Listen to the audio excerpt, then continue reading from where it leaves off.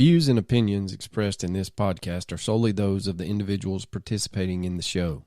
All persons described or mentioned in the podcast should be considered innocent until proven guilty in a court of law. This podcast contains subject matter such as violence and graphic descriptions along with adult language, which may not be suitable for all audiences. Listener discretion is advised. We all know the world is a strange place, filled with strange creatures. Bigfoot, Chupacabra, Loch Ness Monster. All cryptids. But not all cryptids are built the same. And tonight we will present you 6 of the dumbest fucking cryptids you've ever heard of in your life. You're listening to the Mysterious Brews podcast, and tonight we bring you the case of dumb cryptids.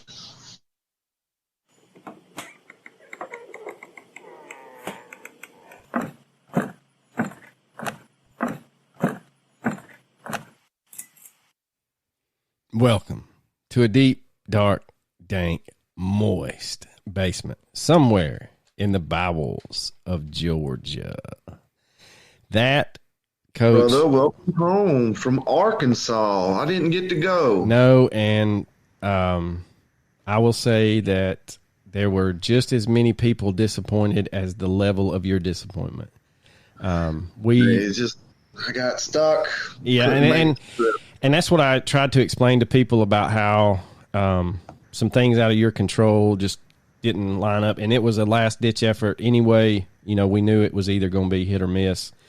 And we talked off air. It was a great Saturday. The weather was perfect, low 70s, breeze, beautiful. That's the first time I've ever been to Northwest Arkansas, man. It is absolutely gorgeous up there. I liked southern Arkansas when I was in Hot Springs. I really enjoyed that. So I know that. But luckily, I drowned my sorrows all weekend. Well, we were gifted some Colorado beer from the friend of the podcast, Miss Jennifer Buchholz, and her husband, Jesse. Mr. George Jarrett also contributed to the beer. And then, of course, Mr. Chuck Ball, we had dinner with him, was able to treat him to dinner, and he got us a case of our favorite Lost 42nd Rodeo beer.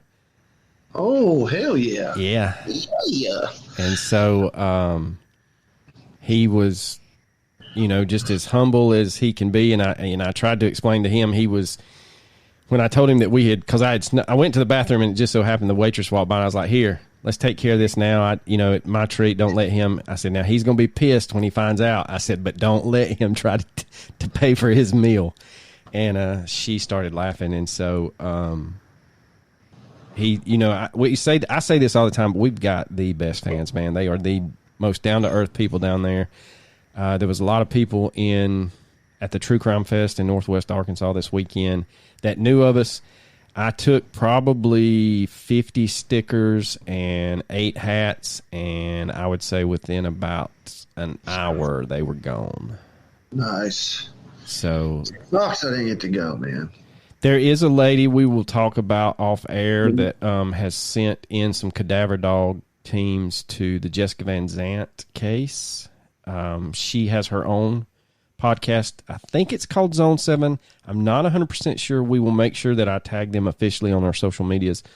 She is a certified crime scene investigator, and she lives an hour from where you used to live. And she is all about us getting together over the summer and giving some updates on the Jessica Van Zandt so we can get with her and get the science behind it. We can give our witty banner and then maybe get the advocate. And maybe these two geniuses from Georgia might actually get this thing after almost 5 years worldwide. Oh, but anyway, no. That True Crime Fest, she is going to put it on again. It appears it may be the weekend before Memorial Day weekend next year in 2024, so stay tuned for that. If she does put it on and you are in the area, I highly recommend it. They had a great lineup this year. And I was telling Coach, this is probably the only hobby profession that I've ever been a part of that there's no pretentious assholes. Because if you're a pretentious asshole, nobody will work with you.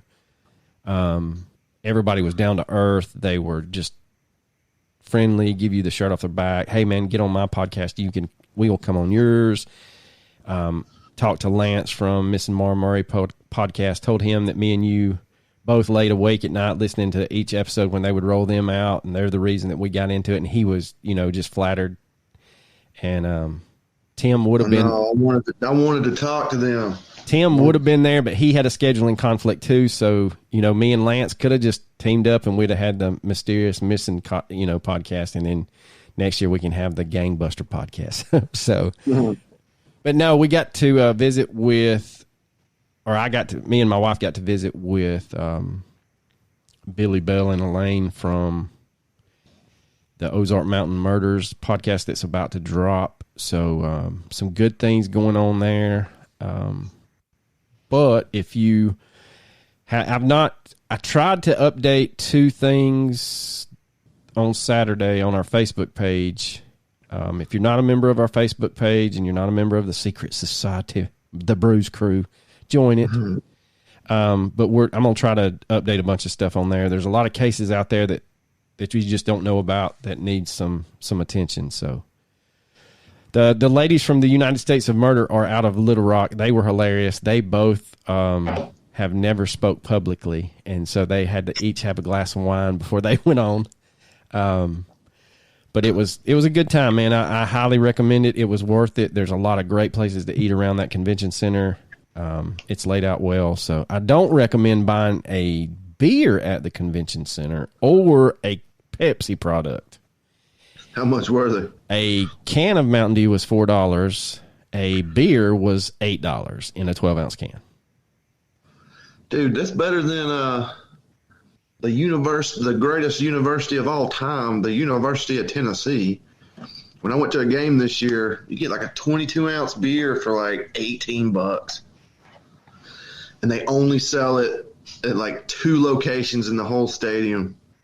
Knowing damn well I can go into the gas station down here and buy 2 of them for $5. Yeah. Nice. So, but anyway, that's got a lot of ideas. Hopefully, Coach and I, since we are officially, are you officially off, or is tomorrow your last day? No, man, the kids are still there. Oh, that's right. Y'all run up until Friday, don't you? Yeah, we go up till Friday, and then I got 3 days of post planning after Memorial Day. So, yeah. So that after June the 3rd, Coach and I are going to try to knock out some things for our Patreon patrons, make it a little bit more enticing for you to give us your hard-earned cash. It's about that. I mean, we're going to have to start doing more. Yeah. As I said, I gave out every decal I had, so if you have become a patron at the drop of this episode, I promise you will get your decals as soon as I get them reordered and in. But that is where we are at. So likely story, my friend. Likely story. So we've been alluding to this for a couple of weeks. We've been doing some heavy hitters, man. Well, I got another 5-star review we got tonight. Sweet. Let's hear it. Yeah. It says from Leslie000. Good old boys just telling good stories. 5 stars. Your podcast has been in my top 10 for a good while now. I get a good laugh and hear a good story, which is actually therapeutic in my opinion. I can't listen when I'm trying to go to sleep because I always end up laughing. Keep up the good work, guys. I like to think I, contribute the laughter. Well, I got a comment on the Patreon front. It was from our OG, Mr. George Collins, out on the West Coast.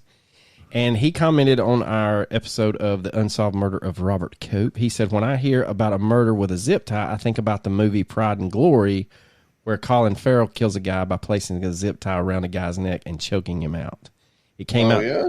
He said it came out 2008, the same year as Gary Cope's girlfriend's suicide. maybe that is a possible idea where the killer got it from. So get you some of that. Yeah. Very interesting. So, yeah, we've been covering a lot of heavy hitters. So, yeah, we're going to do some stupid shit tonight.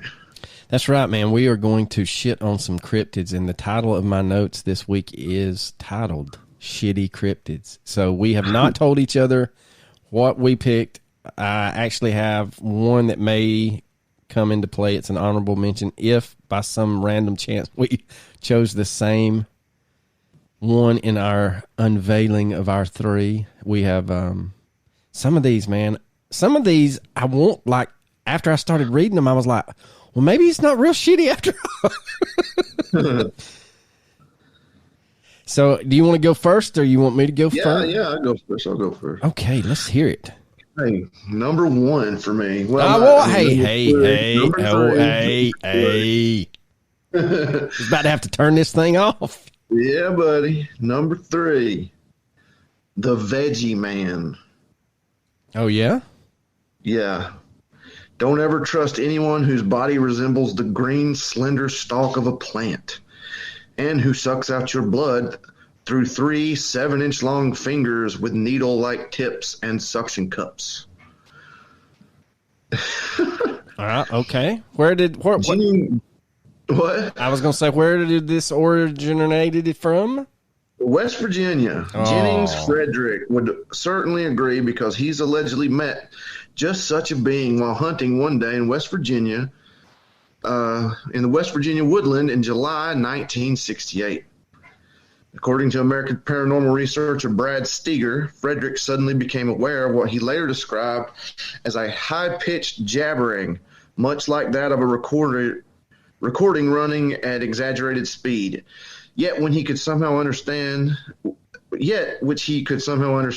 and which was informing him that it came in peace but needed medical assistance. At the same moment, Frederick saw beside him the extraordinary quasi-botanical entity described above, with a semi-human face, long ears, yellow slanted eyes, and 2 stalk-like arms. What?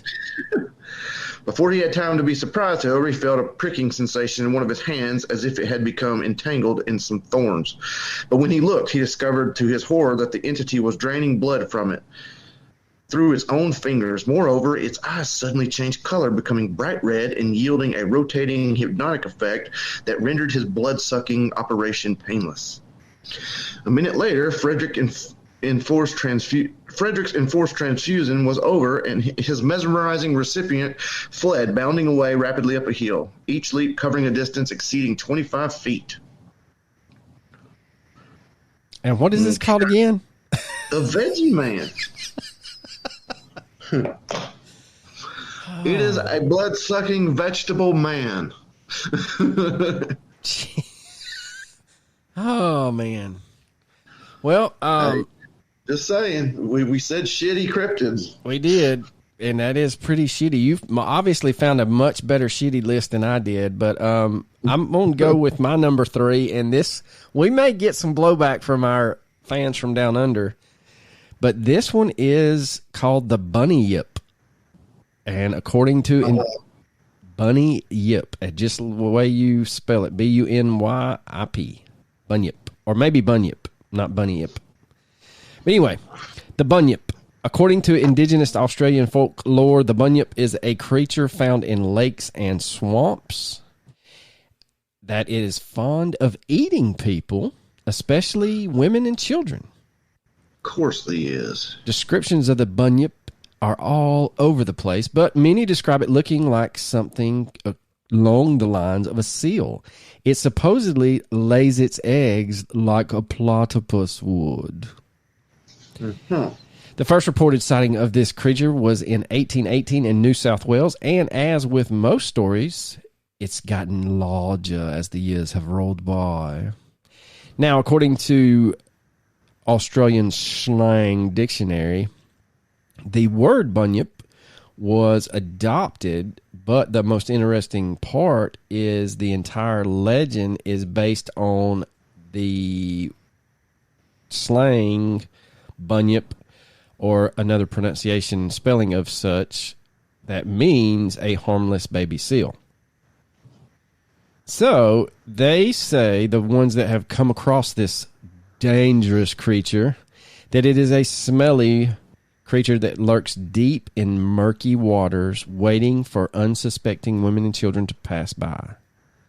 Described as having a long neck and a round head and a body like a manatee, the creature was said to make a roaring noise before devouring its prey. The prey, of course, was invariably human, and the bunyip was rumored to prefer the taste of only women and children.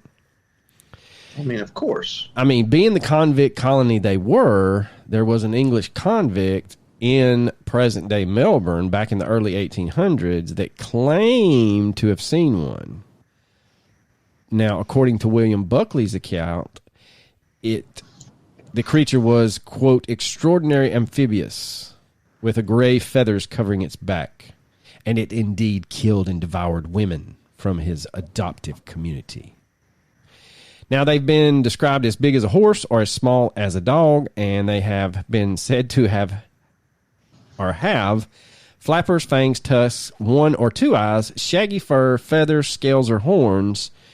And the behavior basically is all over the place, except most stories do say that they eat women and children. So there you go. It's a bunyip. So that's my number 3. Sir, your number 2. Okie dokie artichoke. All right, this one's going to be in Central Florida. We need a good Florida man music. About 15 minutes from Orlando. This is the Oviedo Dick Monster.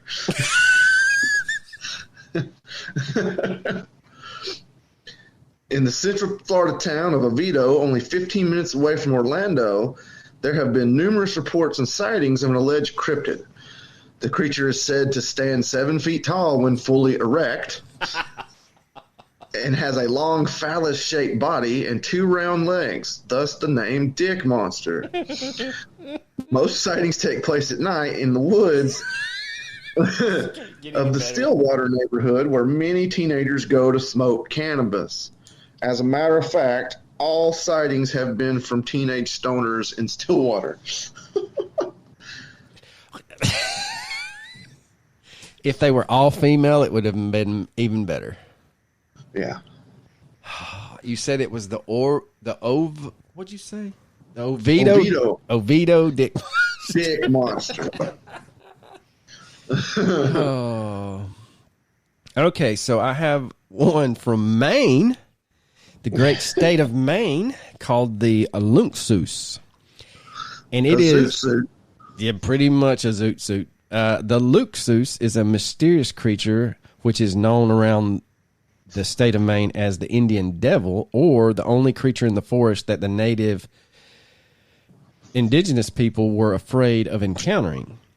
Recently, there was a man running on a trail in the Catahayden Woods and Waters National Monument that came across signs for the Lunksoos Mountain and Lunksoos Camp monster. The vague description of Indian Devil has led to some big misunderstanding of what the creature really is. Even Henry David Thoreau mistakes its identity in the book The Maine Woods. Many stories really? Yes. Many stories describe the Lunksoos as a large cat, often a mountain lion or a lynx. Other stories have it as a hairy humanoid or some other fearsome beast. While these stories may be true accounts, the name Lunksoos has certainly been misapplied in these cases. The Lunksoos is, in fact, a very real animal, which is quite well known to science. It is a wolverine, which is not anything I want to encounter in the woods by myself. No. Because they will steal prey from bears, wolves, mountain lions, or even humans, and do not give 2 shits about who has what they want. They're coming to get it. So the confusion around the term Lunksoos is a linguistic one, according to the indigenous tribe up there, whose traditional territory encompassed most of central Maine, but unfortunately, their dialect was misunderstood by English speakers communicating with them. Their word for an old and dangerous wolverine was Aloxos, and they said that that's where the English speakers got Lunxus. So there you go. Now, the other thing that could be driving the Lunxus cryptid is that wolverines were driven out of Maine in the late 1800s and were even quite rare to have been seen back then. So there you go. The Lunxus. The Luke suit, riot. Throw back a bottle of beer. Zeus, riot. Oh, here we go. I don't know which one to go with. We'll just, so far you've gotten shittier ones than I have, but let's drum roll, please. You going again? No, it's your turn. Drum roll, please. You're number one, sir. Okay. And my number one, dumbest fucking cryptid I've ever heard of. Due to nuclear mutation. This is the Czechoslovakian gong wrangler. And there you go. First reported in the early 1930s by a couple visiting the town of, big word I can't say, the Czechoslovakian dong wrangler. I'm sorry. Dong. Well, that makes all the difference now. Yeah.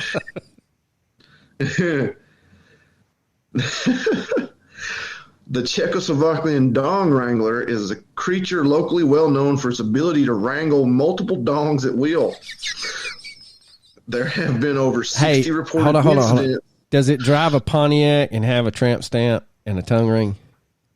No, might as well, though. There's 60 reported incidents of dong wrangling from all over Czechoslovakia. Is this before the war or? The Plzen region, Plzen. This is 1930s, bro.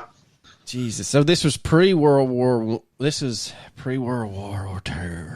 Okay. Reportedly, it came about because it was near the Tsar bomb detonation, and it got mutated by nuclear radiation. So kind of like he was a radiated spider, but he didn't get the cool powers. He just got fucked up.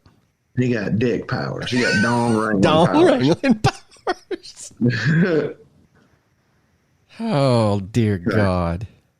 So apparently this is around, it says he's first reported in the 1930s, but around 1958, he was created due to the Tsar bomb, which was, if you don't know what the Tsar bomb is, it's about 1,000 times more powerful than the atomic bombs we dropped on Japan. That will kill you dead. Yeah, those were just a little bit bigger. Okay.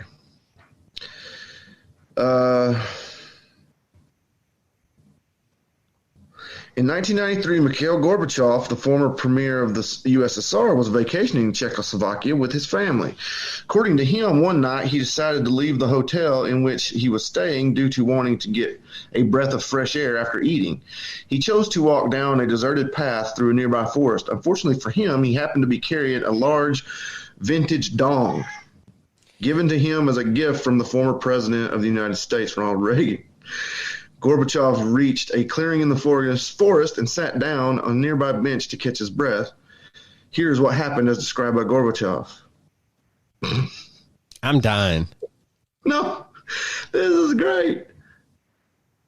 It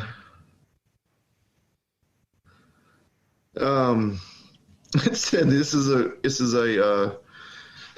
what happened according to Gorbachev, and it's all in Russian. God. I don't know, man. That one's clearly made up, but I laughed my ass off when I found it. So did they ever, and I had to step away for just a second, and I apologize if I did not hear you, but did they ever explain what their definition of a dong is in Russia? No. Okay. Doesn't give an explanation at all. Doesn't give a description. It's just, it's clearly fake, but it's fucking hilarious to me. It is. It is very, very. It's not real like the Veggie Man. No, he'll drain your blood. Okay, so my number one is Sinkhole Sam from Kansas. Sinkhole Sam. Sinkhole Sam. 67 years ago, an 18-year-old Mennonite farm boy from a tiny Kansas town had a lake monster in his sights. Albert Burt Newfield fired 2 shots from his hunting rifle in a vain attempt to bag Sinkhole Sam, the greatest monster legend Kansas has ever known. There are multiple reports of a massive snake-like creature swimming in the Big Sinkhole area. That's the official name according to the Kansas State Department of Transportation, which is located a few miles outside of Inman, a tiny town northwest of Wichita. So the legend began surfacing in the summer of 1952, the year before Neufeld took his shot. The creature was described as being between 15 and 30 feet long, a wormy beast as big around as the tire from a 1951 Speedwagon. At the time, Inman was home to approximately 500 hard-working farmers, tradespeople, and shop owners. Not a single one of them was quite sure what to make of the monster. In 1952, a veteran Kansas newspaper columnist named Ernest Alva Dewey traveled to Inman to sort it all out. Dewey, whose writing career began as a publicist for a traveling circus, had a reputation for poking fun at local legends. He once attributed UFO sightings to an airborne Kansas dragon known as the ball-tailed Snickelhoopus. And why I couldn't find the ball-tailed Snickelhoopus is beside me, but anyway, Dewey's article was published by the Salina Journal Sunday before Thanksgiving. In it, he claimed he brought along a scientific sidekick by the name of Dr. Erasmus, I'm sorry, let me try that again. Dr. Erasmus P. Quattlebaum.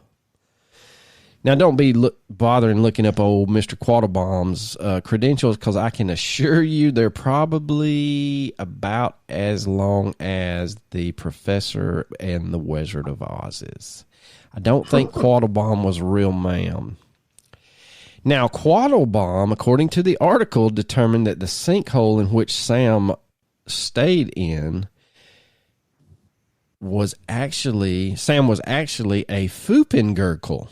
A critter known, a critter known to inhabit subterranean canvas caverns. The fact explains why such a large animal could exist in a body of water that only gets 15 feet deep in the middle of a hard rain. The big sinkhole was merely Sam's above-ground swimming pool. Dewey concluded that fishermen and swimmers had nothing to worry about because Quattlebaum's research indicated Foopengurkles were terribly dumb and very vegetarian. This sounds like a bad Dr. Seuss. I know. Dewey's spoof, however, brought hordes of monster hunters to Section 27, a square mile of land just southeast of Inman. The northeast corner of Section 27 is where you will find the big sinkhole and possibly a vegetarian dumb lake monster.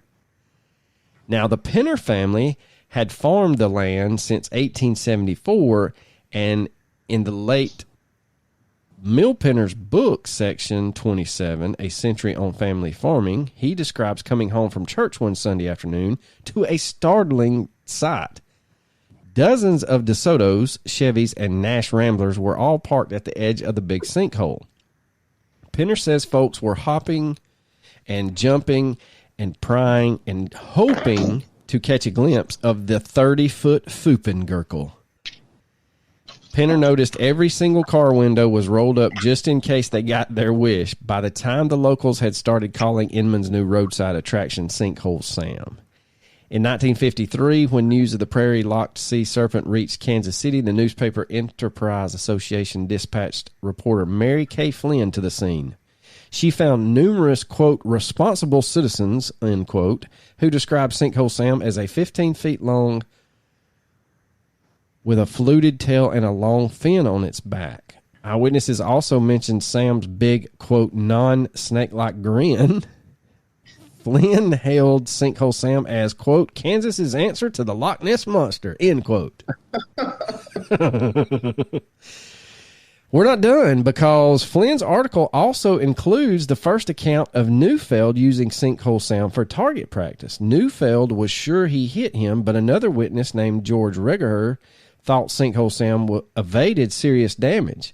On October 12, 1953, newspapers from Eugene, Oregon, and from Panama City, Florida, picked up Flynn's sensational story. Quote, Mennonites are not exactly prone to exaggeration, says Marcy Penner, Mill Penner's daughter and the executive director of the Kansas Sampler Foundation in Inman.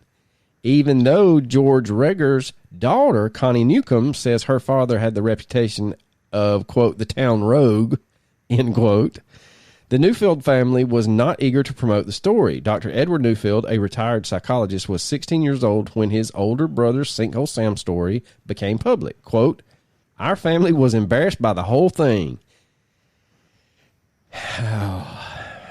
Says Bert Neufeld instead enriched himself over the years by sharing the story of Sinkhole Sam at bedtime and around campfires with younger members of his families. Quote, Sinkhole Sam was always described as being longer than a man is tall, but my dad liked to say the more people who saw Sinkhole Sam, the bigger he would get.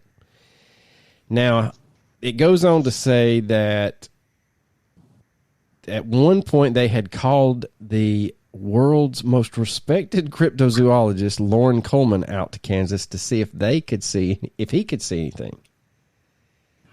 Now, he is basically thinking that while Sinkhole Sam sounds like a Mongolian deathworm, it probably was a runaway python from a circus. A runaway python. How many pythons run away? I don't know, especially 15-footers. Well, you know, it could have been like Veggie Man derailed the circus train and the snake got away. So good point. I didn't think about that. I mean, there is that. But it goes on to say that people have said that there is something unknown in that murky ass sinkhole water. And then there's another, I think it's in Kansas. Yeah, the Kingman County. There is supposed to be another water serpent, but if you there's supposed to be one in Georgia too. The Altamaha, we did it. Yeah, we did an episode on it. Yeah, but I remember now. If you ever run across a man named Dr. Quattlebaum and he starts to tell you about fooping gurkles, get away from him. Don't trust him. Don't trust a man that's got a fooping gurgle. Kids. I don't know, Clark. Something about him. Yeah. Oh, man. So that is our lighthearted episode. I know we kind of bored you with some of the backstory at the beginning of the episode, but for those of you... It's a cryptid episode. Ain't nobody going to listen anyway. No, this is for our entertainment. We can literally do whatever we want on this episode. Yeah, I feel like the guys from Necronomipod, you know, the ratings go up when we get into the murder and the mystery and the missing. But there's just so much murder that I can take before we just need something to laugh at. Well, yeah. Yeah, I mean, we did some pretty heavy hitters the past couple of weeks, man. Yeah, and we've got some heavy hitters on deck, too. So we got to get something, you know, right here at the end. Coach has to keep it together for at least 8 more school days. Barely. But don't feel too bad for him, because after it's over, he's not coming back till after Labor Day to the teaching circuit, not to the podcast circuit. So, 3 months off. That's wild. It is. I need a freaking summer job is what I need. That's what I was about to say. I think I'm going to try to find me one. Recommendations. I'm going to go out on I just found this because now I have time to actually look for things to do. But there is a Netflix series called The Adak Pirate Gold. And it is about a Russian pirate that hid what is equivalent to This was 2022, so it's only gotten bigger. $395 million worth of gold coins on Adak Island. And when the Army started to build the air bases on Adak, and I didn't realize they closed that base, that Army base, in 97. It was open from 43 to 97. But anyway, there was a guy out there digging a trench so that they could basically put boardwalks above the tundra between the Kwanzaa huts, and he found a basically tin can, and it was full of gold coins, and there's an old picture of him holding it. And then about, I think 2 years later, that was 9 years later, on another part of Adak Island, another can full of gold coins was found by a naval officer. So it is a very interesting story. I think there's 8 episodes. It was, I don't know if Netflix killed it after one season, but I mean, it's very well produced. It's very well shot. It's Adak's very pretty up there. I did not realize that Adak Island is closer to Japan than it is to California. Really? Yeah. It's a sad kind of backstory that there's only 45 residents of Adak. Everybody, there's just nothing. I mean, if you can get out, they get out. And the guy that's the mayor, he's probably our age. He's been mayor for I think something crazy like 10 or 15 years. But it's a cool, if you like treasure hunting stories and stuff like that, man, it's pretty cool. I've watched 2 or 3 episodes so far, so check them out if you got the old Netflix. Just search Adak Pirate or Adak Gold, and it will come right on up for you. What you got? Shoot. I don't know. I'm watching a lot of Barbecue Pitmaster, so I'm going to go ahead and recommend that. My dad, who's like 72, 73, I don't even know. He's retired now, and he just decided he wanted to start barbecuing. Well, there you go. He's making barbecue in his oven. So my sister and I just surprised him and bought him a smoker. Sweet. And he's doing pretty gosh darn good. For a man who's only done it like 3 times, it's better than some of the restaurants around here. Yeah. The stuff that pass for barbecue nowadays, I just don't get it, man. I really don't. If we ever get a chance to go to Austin together, we will stand in line for 4 hours at Franklin Barbecue, and I promise you're going to be madder than hell until you put that brisket in your mouth. And then everything's gone wrong. Oh, I see why people would wait 4 hours for this. There's a place in Rogers, Arkansas, which is where the little crime fest was at. It's called Wright's Barbecue, and they've got 2 of the big ass fan companies, big ass fans, and they have, God, I don't know, they have converted, the big ass propane tanks that when we were kids, they had all the little propane tanks around that. Yeah. They've taken 4 of those big ass propane tanks and created those into smokers. So each propane tank has 8 doors on it.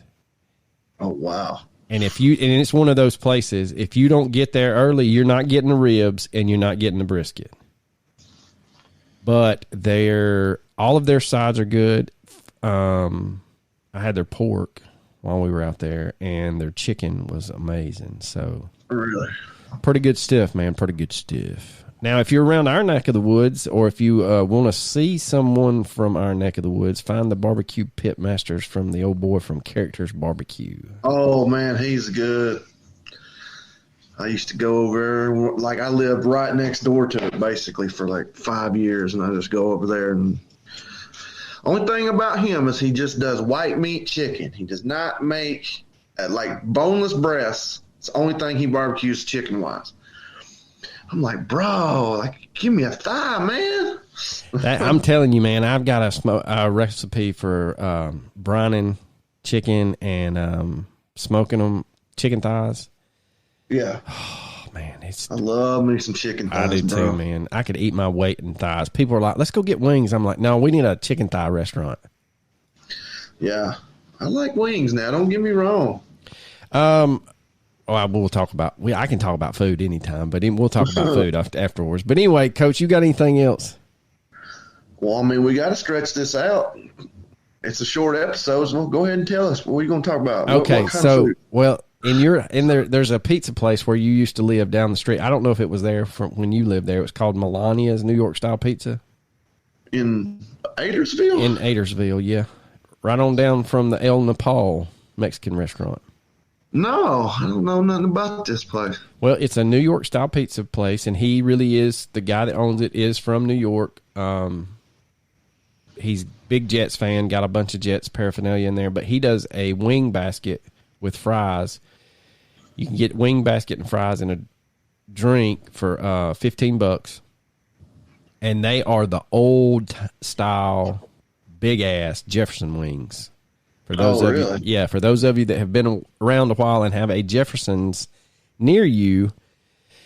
Those wings used to be the standard. Like if you wanted chicken wings, by God, you wanted Jefferson's wings. They were more than just a bite. You know, I used to work there, right? Yes. When I went to Vegas, lost my mind, almost got divorced. A couple years later, did get divorced because of it. Anyway, I owed some money, so I had to get a second job.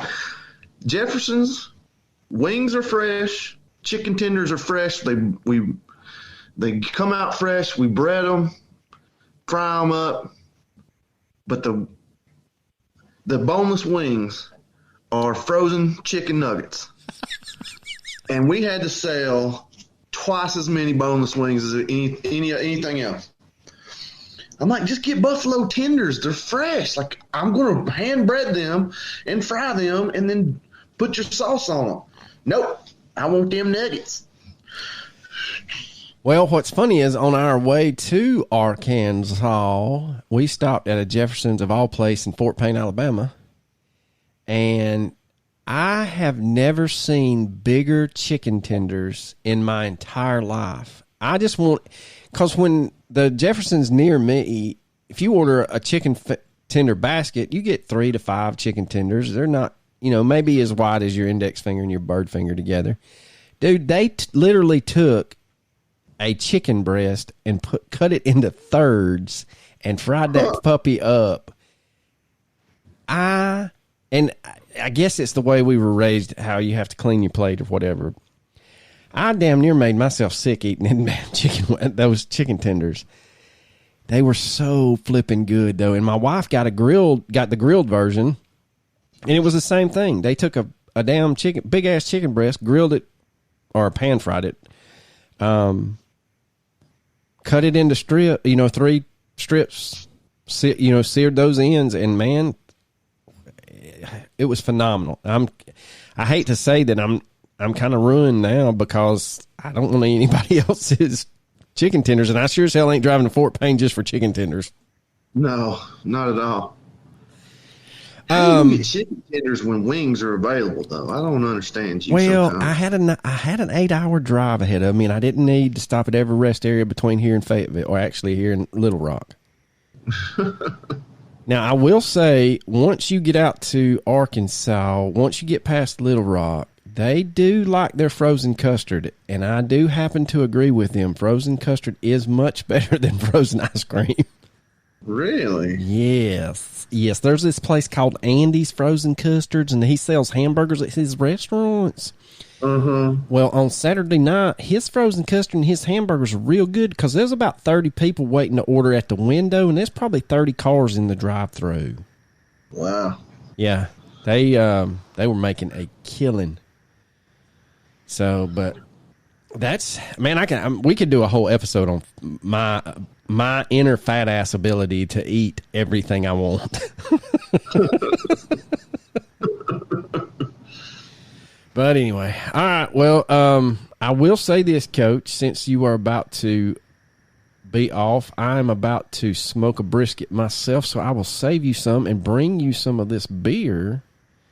Yeah, buddy. Make you that way you can have some Arkansas beer and some brisket however you want to. Oh man, that sounds like a damn plan to me. That is the plan for the first weekend in June is when I'm gonna smoke that thing. So I will hook you up. Hell yeah! I still gotta make that duck. I still ain't made that duck. Dang it, boy! See, I think it's still at my ex-girlfriend's house. Is that where your microphone and mic stands at too? No, it's in the trunk of the car. I just too damn lazy to get it out. All right. Well, we've stretched this out probably as long as there's probably people done turned it off 25 minutes ago. But hey, oh yeah, we did this episode for our mental sanity. What they got to do? They got to listen for 10 minutes for it to count, right? 5. Fuck it then. All right, ladies and gentlemen, we appreciate it. We will be back at the old Murder and Missing next week. What do we got coming up? Well, we've got a couple of them that's on the board. I've not updated the board. We got a couple of recommendations while I was out of town, but we've got Matt Stewart from Mooresville, South Carolina, and the Timothy Pitson disappearance coming up. Oh, yeah, that's right. I want to do Valiant Thor. Do you know who that is? Yes. You ever heard that? Yes, I do too, but I just don't know how we could spin it and make it long enough. I don't either. But yes, I would love to do Valiant Thor. All right, well, Coach is breaking out his old Simon Says, so I guess it's time for us to go. That was the dryer. That was the dryer. I was drying my gi. All right, man. You got anything else? You know I don't. Deuces.